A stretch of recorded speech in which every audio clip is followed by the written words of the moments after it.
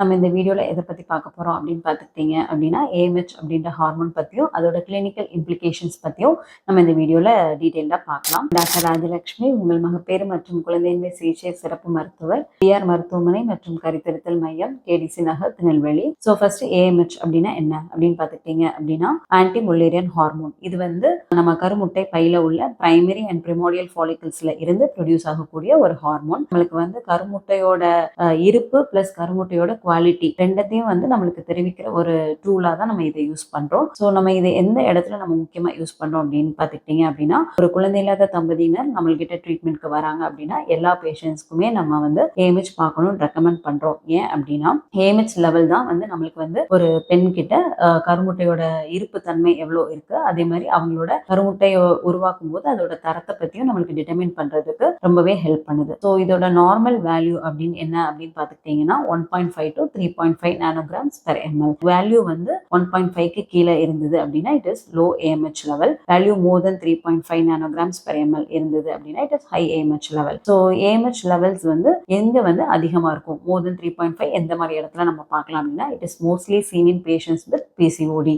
So அதே மாதிரி AMH level எந்த இடத்துல வந்து கம்மியா இருக்கும் அப்படின்னா அதுக்கு வந்து நிறைய ஃபேக்டர்ஸ் வந்து ஏஎம்ஹெச் லெவல்ஸை வந்து நம்மளுக்கு கம்மி பண்ணுது. அதுல முக்கியமானது அப்படின்னு பார்த்துக்கிட்டீங்கன்னா ஏஜ். விமனோட ஏஜ் வந்து 35 இயர்ஸ்க்கு மேல இருந்ததுன்னா அந்த மாதிரி இடத்துல வந்து ஏஎம்ஹெச் லெவல் ரொம்பவே கம்மியா இருக்கும். அதே மாதிரி ஸ்ட்ரெஸ், இந்த ஸ்ட்ரெஸ்ஸுமே வந்து ஏஎம்ஹெச் லெவலை வந்து நல்லாவே கம்மி பண்ணும். அதே மாதிரி ஃபுட் ஹேபிட்ஸ், ஜங்க் ஃபுட்ஸ் இல்ல ப்ராசஸ் ஃபுட்ஸ் நிறைய எடுக்கிறோம் அப்படின்னா அதுவும் கம்மி பண்ணும். நெக்ஸ்ட் பார்த்துட்டீங்க அப்படின்னா வந்து இன்அடிக்வேட் ஸ்லீப், ப்ராப்பரா தூக்கம் இல்லாம வந்து ஒர்க் பண்ணிட்டு இருக்காங்க, அதே மாதிரி day and night shifts work பண்றாங்க, அதெல்லாமே வந்து ஏஎம்ஹெச் லெவலை வந்து இன்ஃப்ளூயன்ஸ் பண்ணும். போதுமான அளவு தண்ணி இன்டேக் இல்லாம எடுக்காம இருந்தாங்க அப்படின்னா அதுவுமே வந்து இன்ஃப்ளூயன்ஸ் பண்ணும். செகண்ட் அந்த ரொம்ப இம்பார்ட்டன்ட் ஆனது அப்படின்னு பார்த்துக்கிட்டீங்கன்னா ப்ரீவியஸ் ஹிஸ்டரி ஆஃப் சர்ஜரிஸ், அதாவது ஓவரியில நம்ம பண்ணி கொஞ்சம் பார்ட் ஆஃப் த ஓவரி நம்ம ரிமூவ் பண்ணியிருக்கோம். ஃபார் எக்ஸாம்பிள் சிஸ்டெக்டமிலையோ இல்ல எண்டோமெட்ரோசிஸ் அப்படின்ற கண்டிஷன்ல எண்டோமெட்ரோட்டிக் சிஸ்ட் எல்லாம் இருந்தது, அதை ரிமூவ் பண்ணியிருக்கோம் அப்படின்னா அந்த மாதிரியான கண்டிஷன்ஸ்லயுமே வந்து ஏஎம்ஹெச் லெவல் கம்மியா இருக்கிறதுக்கு வாய்ப்பு இருக்கு. நெக்ஸ்ட் அப்படின்னு பார்த்துக்கிட்டீங்கன்னா நம்ம வந்து ப்ரீவியஸ் கேன்சர் கீமோதெரபிஸ் எதுவும் எடுத்திருந்தாங்க அப்படின்னா நிறைய கீமோதெரபிட்டிக் ஏஜென்ட்ஸ் பார்த்தீங்கன்னா ஓவரியின் டேமேஜ் வந்து காஸ் பண்ணும். அந்த மாதிரியான பேஷண்ட்ஸ்க்குமே வந்து ஏஎம்ஹெச் லெவல் லோவா இருக்கிறதுக்கு வாய்ப்பு இருக்கு.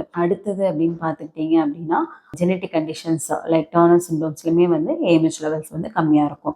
Last and most important and most common அப்படின்னு பார்த்துக்கிட்டீங்க அப்படின்னா நிறைய நேரத்துல வந்து பேஷண்ட்ஸ் யங் ஏஜா இருப்பாங்க, கோமாபிலிட்டிஸும் இருக்காது, அந்த மாதிரியான பேஷண்ட்ஸ்க்குமே பார்த்தீங்கன்னா ஏஎம்ஹெச் வந்து லெவல் வந்து லோவா இருக்கும். அதோட ரீசன்ஸ் என்னன்னே நம்மளால ஐடென்டிஃபை பண்ண முடியாது. என்ன ரீசனே ஐடென்டிஃபை பண்ண முடியாத பேஷண்ட்ஸ்க்குமே வந்து ஏஎம்ஹெச் லெவல் ரொம்பவே கம்மியா இருக்கும். ஸோ இதெல்லா ஃபேக்டர்ஸுமே வந்து நம்மளுக்கு வந்து ஏஎம்ஹெச் லெவல்ஸ் வந்து கம்மி பண்ணுது. ஸோ இதை வந்து நம்ம அப்படியே வந்து நம்ம வந்து அதை வந்து டேக்கிள் பண்ணலாம் அப்படின்னு பார்த்துக்கிட்டீங்க அப்படின்னா வந்து ஸோ நம்ம காசஸ் நம்ம ஆல்ரெடி சொல்லிட்டோம். ஸோ அதை நம்ம கொஞ்சம் மாற்றிக்கிறதுக்கு ட்ரை பண்ணாலே ஆட்டோமேட்டிக்காக அது எல்லாமே ஏஎம்ஹெச் லெவலை வந்து கொஞ்சம் இன்க்ரீஸ் பண்ணுறதுக்கு ஹெல்ப் பண்ணும். ஸோ என்ன அப்படின்னு பார்த்துக்கிட்டீங்க அப்படின்னா ப்ராப்பர் ஸ்லீப் ஃபர்ஸ்ட், அதே மாதிரி பிசிக்கல் ஆக்டிவிட்டி, தண்ணி நிறைய குடிக்கணும். டெய்லி 2.5 to 3.5 லிட்டர்ஸ் தண்ணி நிறைய எடுத்துக்கிறது. Healthy food habits, processed food, junk food avoid பண்றது. அதே மாதிரி protein rich and fibre rich diet நிறைய எடுத்துக்கிறது. அதே மாதிரி green leafy vegetables, nuts and சீட்ஸ்லாம் வந்து நிறைய ஃபுட்ல சேர்த்துக்கிறது. இது எல்லாமே வந்து ஏஎம்ஹெச் லெவலை வந்து இம்ப்ரூவ் பண்றதுக்கு ஹெல்ப் பண்ணும். Vitamin D3 supplementation, zinc supplementation, folate supplementation, CoQ supplementation and DHA supplementation இது எல்லாமே வந்து ஏஎம்ஹெச் லெவல்ஸை கொஞ்சம் இம்ப்ரூவ் பண்றதுக்கு ஹெல்ப் பண்ணும் அப்படின்னு சொல்லி ரிசர்ச் ப்ரூவ் பண்ணியிருக்காங்க.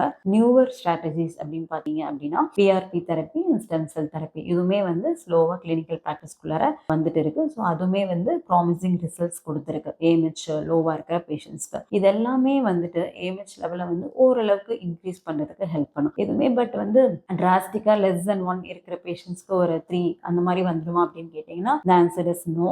நிறைய நேரம் பார்த்தா பேஷண்ட்ஸ் வந்து நம்மள்ட்ட சொல்லுவாங்க டயட் ஃபாலோ பண்றேன், ப்ராப்பரான எல்லாமே பண்றேன், அப்படி இருந்தும் நம்மளுக்கு வந்து ரிசல்ட் வரலன்னு சொல்லுவாங்க. அதுவுமே வந்து நிறைய டைம் நம்ம பார்க்கக்கூடியதுதான். இது எல்லாமே வந்து கொஞ்சம் ஹெல்ப் பண்ணும். பட் அதனால கண்டிப்பா இம்ப்ரூவ்மெண்ட் வருமா அப்படின்னு கேட்டா the answer is no அப்படின்னு தான் சொல்ல முடியும். இது ரீசன்ஸ் எல்லாமே நம்ம பார்த்துட்டோம். ஸோ நம்ம இதெல்லாம் கொடுத்து ட்ரை பண்றதுக்கு பார்த்துட்டோம். ஸ்டில் பேஷண்ட்ஸ் வந்து லோ லெவல் ஆஃப் ஏஎம்ஹெச்சோட என்கிட்ட வராங்க அப்படின்னா நான் அந்த பேஷண்ட்ஸ் கிட்ட வந்து 2 இம்பார்ட்டன்ட் ஃபேக்டரை முக்கியமா கன்சிடர் பண்றேன். ஒன்று வந்து அந்த பேஷண்ட்டோட ஏஜ், இன்னொன்று வந்து ஆண்ட்ரல் ஃபாலிக்கல் கவுண்ட். இது கூட அடிஷனலாக நம்ம நிறைய ஃபேக்டர்ஸ் பார்க்கணும். ஃபார் எக்ஸாம்பிள் மேல் ஃபேக்டர் எதுவும் இருக்கா அப்படின்றதையும் பார்த்து தான் நம்ம ஃபைனல் ட்ரீட்மெண்ட் பிளான் நம்ம போவோம். பட் நான் ஒன்லி கன்சிடரிங் இந்த ஏஎம்ஹெச் மட்டும் நான் சொல்கிறேன். ஸோ ஏஎம்ஹெச் வந்து இப்போ லோவாக இருக்குது. ஏஜ் ஆஃப் த பேஷண்ட்டை நம்ம பார்க்குறோம். ஏஜ் ஆஃப் த பேஷண்ட் வந்து less than 35 more than 35. Age of the patient வந்து மோர் தென் 35 இருக்காங்க அப்படின்னா, ஏஎம்ஹெச் லெவல் லோவாக இருக்குது, ஏஜ் மோர் தென் 35னா அங்கே வந்து நம்ம டைம் வேஸ்ட் பண்ணவே கூடாது. நோ ரோல் இல்லை வந்து it is not a visor option அப்படின்னு சொல்லுவேன். ஸோ டைம் இன்டர் கோர்ஸோ இல்லை வந்து ஐயுஐயோ வந்து அந்த மாதிரியான பேஷண்ட்ஸ்க்கு சூட்டபிள் ஆப்ஷனாக இருக்க முடியாது.